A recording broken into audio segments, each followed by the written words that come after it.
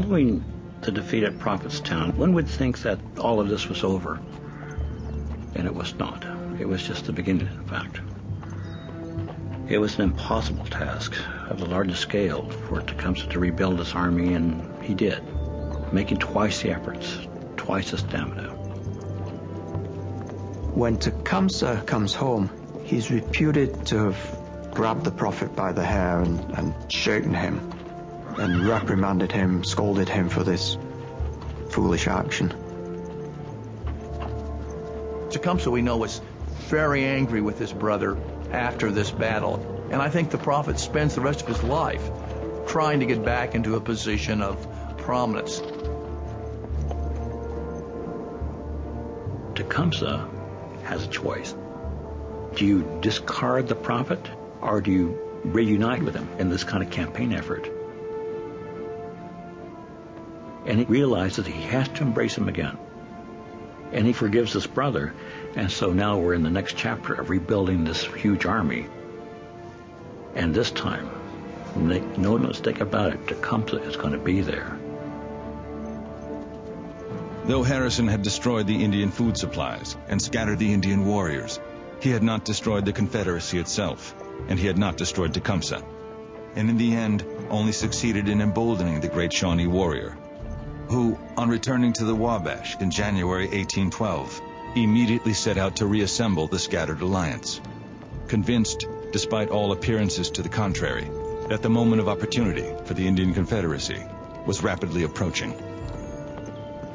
I think in a way, Harrison creates a huge problem for all Americans living in the Northwest Territories, because he disperses those who are antagonistic to the United States everywhere across the Midwest. They have not given up. They're not putting their weapons down. All through the winter and spring of 1812, as long-festering tensions between the United States and Great Britain spiraled upward, Tecumseh labored tirelessly to rebuild the Confederacy and to shore up British support before a renewed offensive could be launched against Prophetstown. By May, more than 800 warriors had streamed back into the village, while across the Northwest, more than 4,000 warriors were on the move, the largest Indian confederacy ever mustered on the North American continent. By the third week of June, Tecumseh himself was on his way north towards a British fort on the Canadian side of the Detroit River, hoping to secure supplies and ammunition, when a messenger arrived, bearing news he had long been waiting for. 3 days earlier, on June 18th, the United States had officially declared war on Britain over the fate of the long-contested northwestern frontier. The War of 1812 had begun, bringing with it the last best hope of a permanent Indian homeland east of the Mississippi. And of course the British were at a crisis point themselves. They needed American Indian allies. They were fighting a war in which the odds were against them.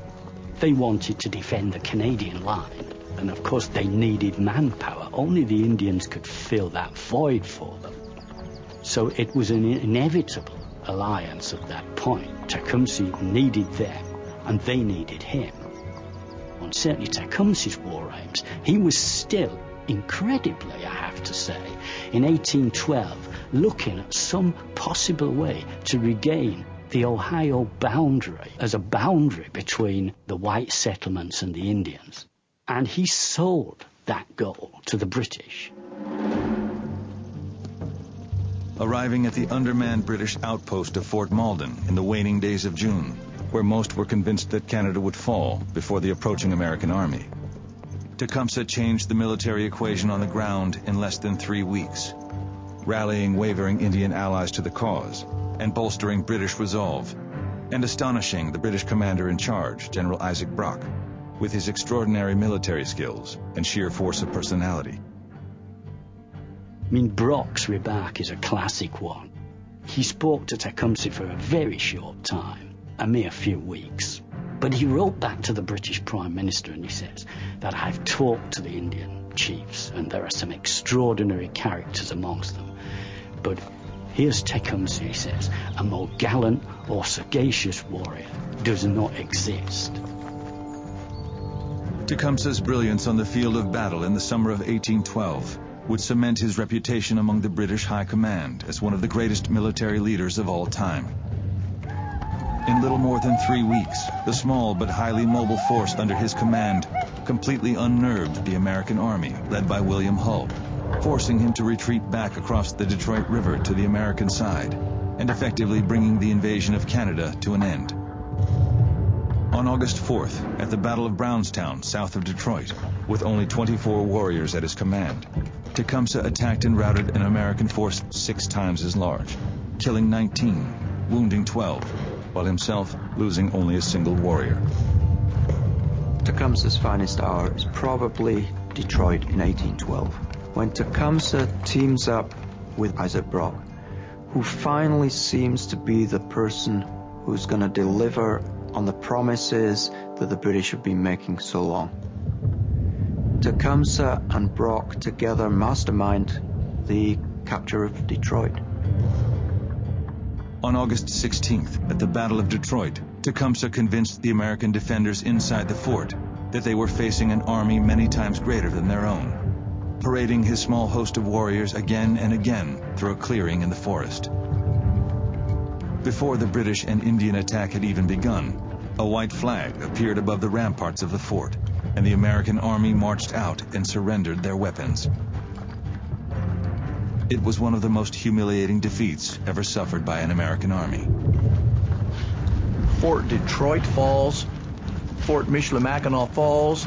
Tecumseh and Brock, who were very close, are able to take Fort Detroit. They're able to generally gain the upper hand here on the Detroit frontier. And it seems as if the vision of an independent Indian Confederacy, an independent Indian state, if you like, supported by British allies, but independence of the United States, is on the brink of becoming a reality.